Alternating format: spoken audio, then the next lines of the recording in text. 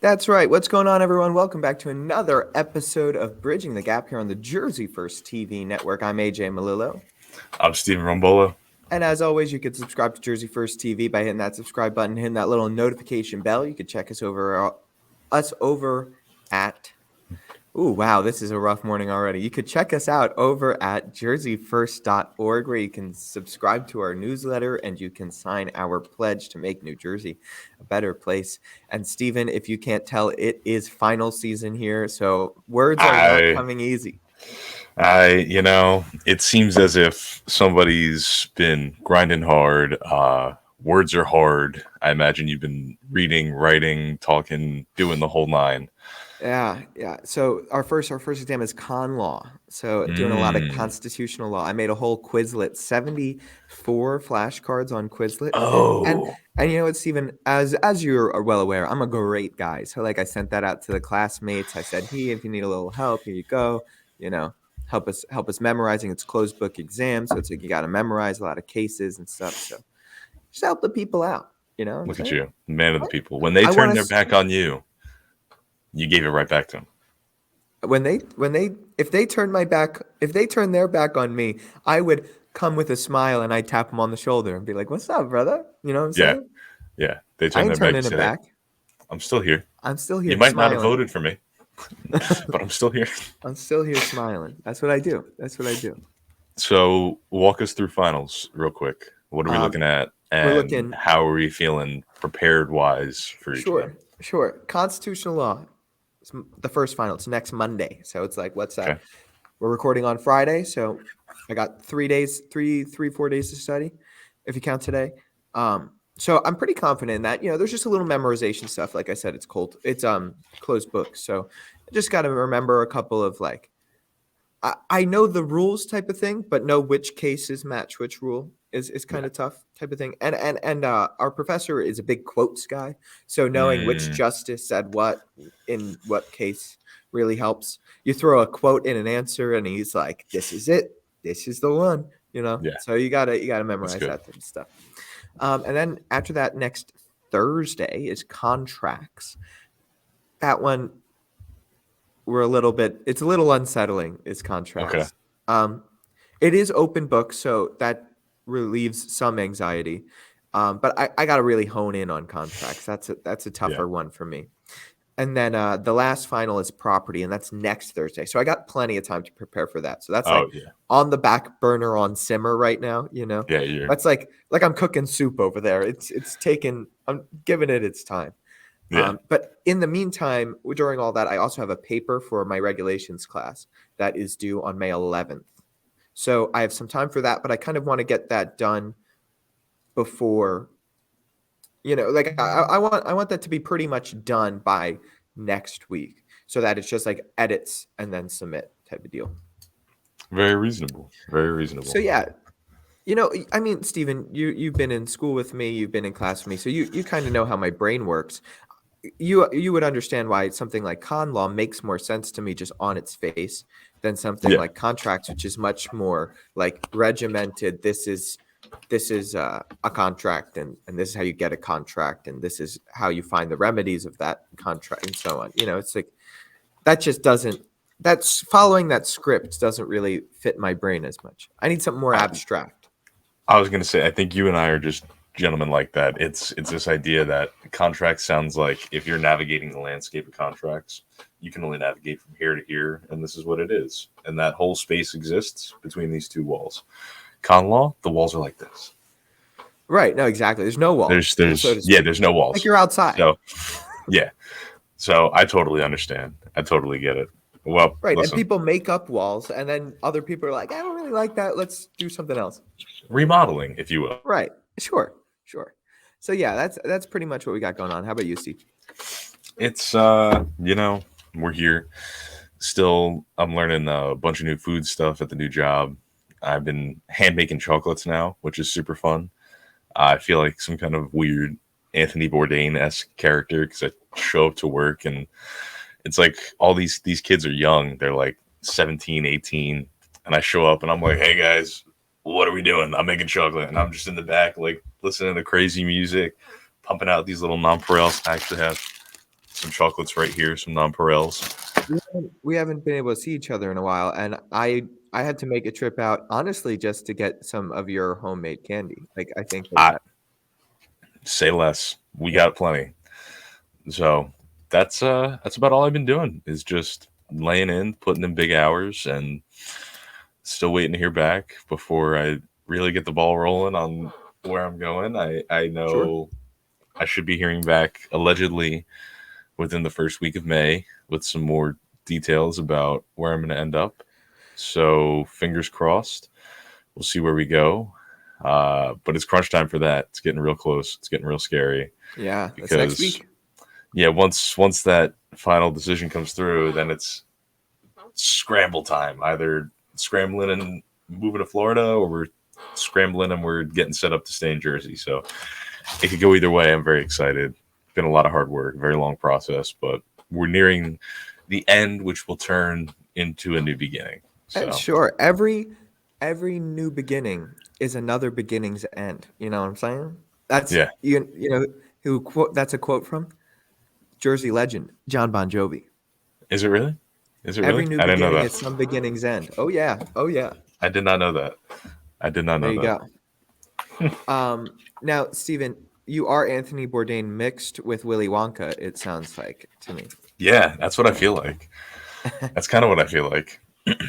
But you know what? I feel like today would be remiss if we didn't hone in on arguably the biggest story in the state of New Jersey slash New Yeah, York area. yeah, yeah. And that would be that your New York football Jets, my New York football Jets, got the greatest quarterback I've ever seen touch a football in Aaron Rodgers. He's officially a New York Jet. The jerseys are on their way. You know, you know. I'm sitting here right now, and I brought this over so I could show it one final time. The old Green Bay Packers Rodgers jersey. Um, Maybe hung up in Lambeau, but not hung up in my wardrobe. That's a fact. Forever in my heart, Aaron Rodgers will always be a Green Bay Packer. I hate that he's Brett Favre in it right now, but selfishly, I am quite excited at the fact that my hometown team has my favorite quarterback, the quarterback that's led my team to a Super Bowl.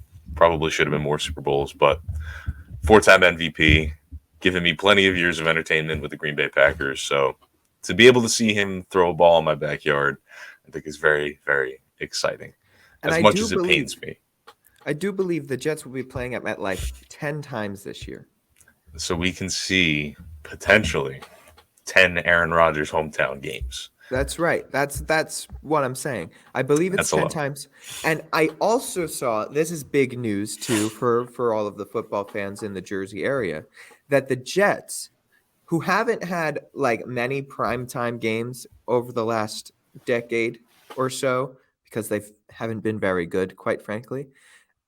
Aaron Rodgers becoming the Jets quarterback puts them in play for, I think the number is 6 primetime games this year. Um, they are also playing Thanksgiving in Dallas, so that's a fun one. They That's cool. play they play the defending NFC champion, the champions, the Philadelphia Eagles.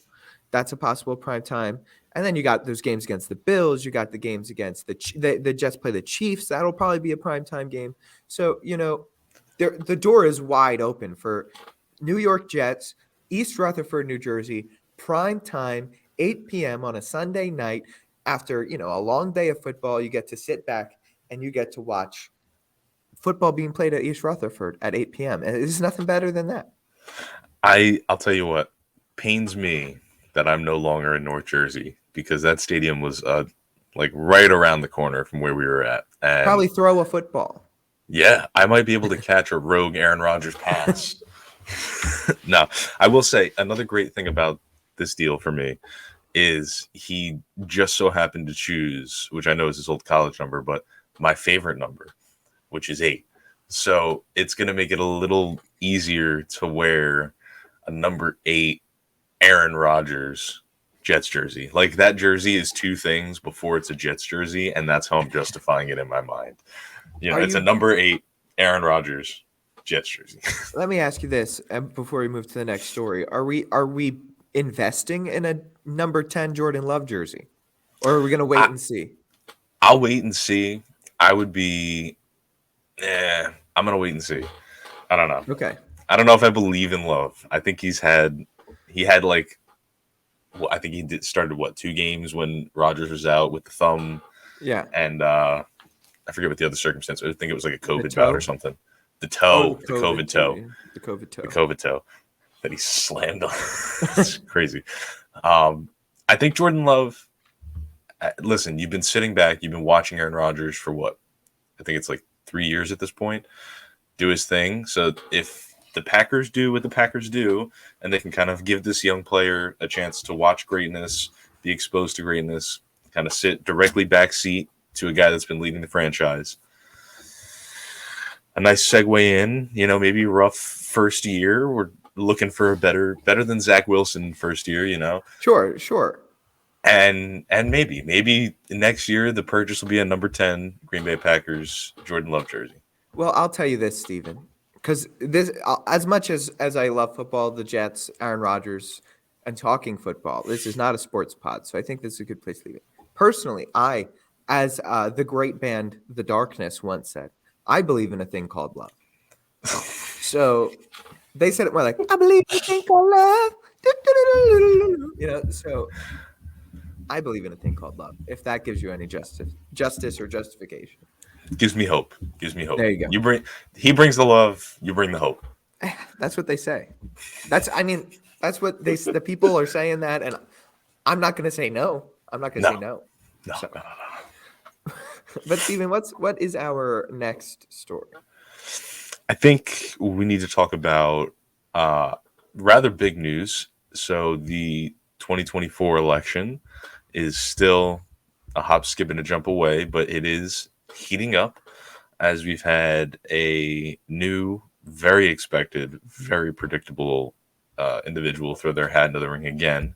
That being the one Joseph R. Biden, current Robinette. president of the United States. Yes, Robinette. I refuse to say that middle name because it is just an antiquity like the man himself. You know, so I think it was 2 days ago he had come out and announced that he was going to run for re-election. He's committed to running for re-election, and he wants to, as every president who runs for re-election wants to, finish the job. Yeah, Although I that's such don't. a. What job is he finishing? Well, that was going to be my next question. Was I would like to ask the president what job it is that he seeks to finish. I believe he was asked directly about his age recently. Did we? Let me see if I can find the clip because it was the day after after he had announced his candidacy for president. There was a reporter who asked him directly about his age because Joe Biden, going into this election, I think he'll be 81 by the time the election rolls around, and he's already the oldest president. So that would just make him even older. This guy'd be leaving office, on the better half towards 90, which is crazy, crazy, crazy to me. And I don't know how any advisor, person of trust in Joe Biden's life, when he was throwing this around, could sincerely look at him and believe that his age is not going to be the greatest single limiting factor moving into this election. It it blows my mind. Yeah, I think that age is going to clearly be a factor. But if the Republicans do wind up running Donald Trump, which at this point the signs to be pointing in that direction, um, how much is age going to be a factor? Like, because Donald Trump is right up there with Joe in age. Now. To be fair, Joe Biden is decrepit, and Donald Trump is quite lively comparatively. So I still think that the age can play, but like not as well as if the Republicans do wind up running a Ron DeSantis or even Nikki Haley or Vivek Ramaswamy or really any of the other candidates in the field for the Republicans, who are all relatively young, in their at least mid 50s to early 50s for the most part, if not 40s. So like everybody else in the Republican field is young except for Donald Trump, who Donald is Trump. leading the pack. And it's one of those things that's so mind-boggling to me. It's another thing that we always complain about. Oh, the boomers, they won't step down. They won't blah blah blah. It's like, well, stop voting for them. Like it's it's a ridiculous thing to me how we complain about the people that run. Meanwhile, like there are young people running in these races, except for on the Democratic side of the aisle. I feel like every single one of them is old. All of the declared candidates. Joe Biden, you have Marianne Williamson, who she's no spring chicken, but she's certainly younger than Joe. And then Robert Kennedy Jr. Yeah, yeah. I wanna bounce back 1 second because I have the comments here. So he was asked questions about his age, and this was his direct quote. He said, quote, "With regard to age, I can't even say, I guess, how old I am. I can't even say the number. It doesn't register with me." And then adding that people are going to watch the campaign, whatever. And he says, quote, "I respect them taking a hard look at it. I'd take a hard look at it as well. I took a hard look at it before I decided to run, and I feel good. I feel excited about the prospects." He He can't would say his be age because he 80. doesn't remember. He would be 86 at the end of a second term. That is mind-boggling to me. When I believe a lot of the issues in America, a lot of the voting populace wants to push and wants to deal with, and it seems like the things on the forefront are relatively progressive and new issues. Why we want an 80 to 86-year-old man leading the helm, making the decisions, is beyond me. Joe Biden is 82 years old, right? Right now. So Jimmy Carter is the oldest living president, and he is 98 years old. And then Bill Clinton, who was president when we were born, Stephen, Yeah, is 76 years old. So that means the oldest living president, Jimmy Carter, who's 98, who was president in the 70s. And the second oldest living president is Joe Biden, who is currently the president of the United States. correct. And the third oldest living president is Donald Trump, if I'm not mistaken, who is the current largest adversary to the president of the United States. Correct. Let's see. Donald Trump is June 14th, 1946, and Bill Clinton is August 19th, 1946. So yes. So it goes Jimmy Carter, who was president when my parents were in elementary school. And then Joe Biden, who's the president today, and then Donald Trump, who was the president 2 years ago, And might be the president in 2 more years. right? And then Bill Clinton, who was the president when I was born, right? That doesn't seem to make any sense at all. No, it does not. I don't understand. I got to run it back to one of my favorite statistics, which is that Joe Biden was born closer to the inauguration of Abraham Lincoln than he was to his own. Right. No. Okay. Maybe you can make this make sense to me, Stephen. Maybe. The Democratic Party is supposedly the Yes. party of youth and progress. Yes. Correct? Allegedly. Allegedly. Why are they nominating an 82-year-old man? He's going to win. So, if you want my honest assessment here, and this is what I'll offer to you, I don't think that Democrats I think that there's a fissure happening in the Democratic Party. I think you have Democrats of the old and Democrats of the new. The same way I believe that there's like Republicans and MAGA Republicans, right? There's little subsects within each side. Although none of it's really as binary as we make it out to be. That's a totally different topic. Sure. Democrats of the old see Joe Biden as exactly what he is, this old, reliable, tenured, been through it all, seen it all, knows how to talk to blue collar people kind of guy. And Democrats of the old still believe that a person like that is what you need to nominate in order to win a general election. Clearly, they were onto something because Joe Biden is right now sitting in, the Oval Office.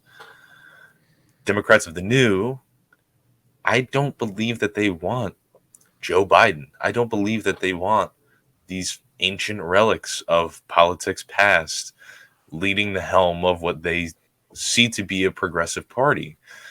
I don't know if you've heard anything about Senator Dianne Feinstein recently, but she's missed a majority of the votes this year because she had some sort of bout with shingles and is refusing to give up her seats on committees because she doesn't know when she'll be back. The woman is well into her 80s, I believe. She's almost 90. She turns 90 Yeah. in a month and a half. Yes. Okay. Why are these the people that Democrats want in leadership positions? Because now when they are, and this isn't like ageism or anything, it's just the practical matter of the fact that Dianne Feinstein is bedridden with shingles, which is something that somebody in their 40s would be like, this sucks, and then spry and back at it in 2 days.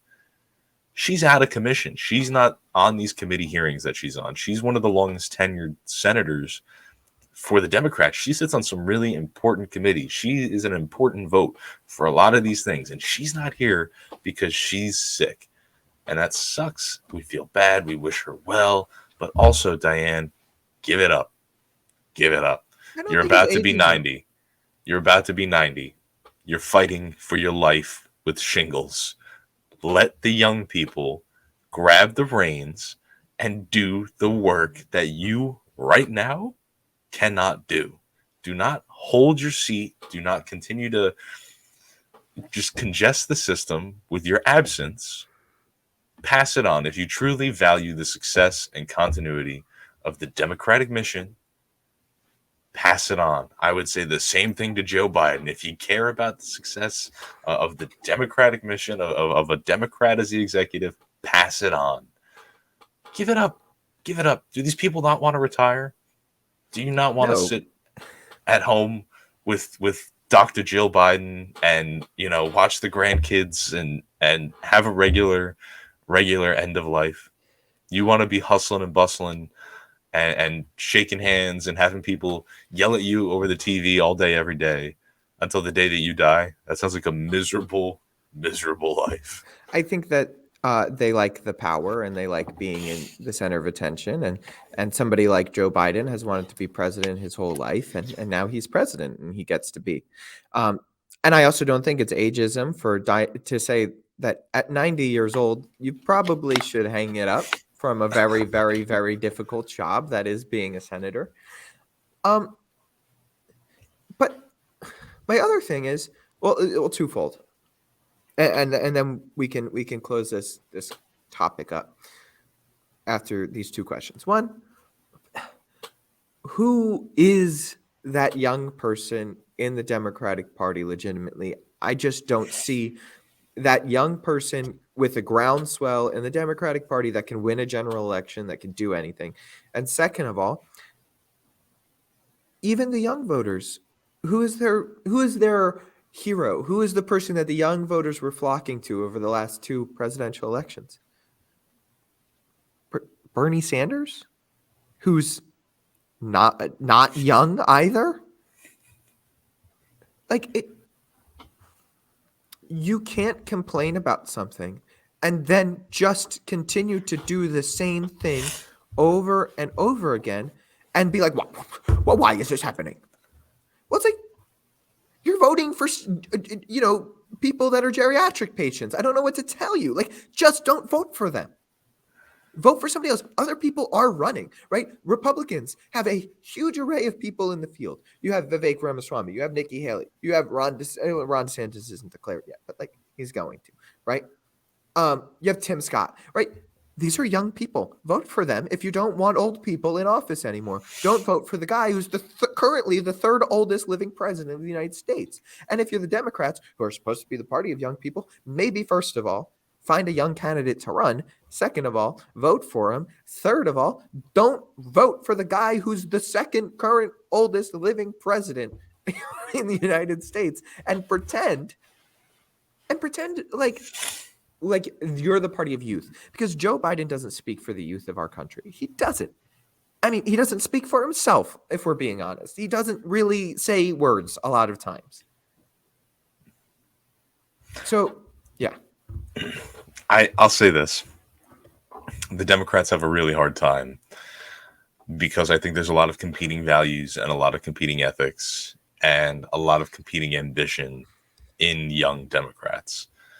And I don't see any true standouts, any people that I believe are going to be the future of the party, that I think have the strong will and ideology that you need to push and move beyond this issue that we have, which is how do we get over this age hump in our demographic of people that we've run.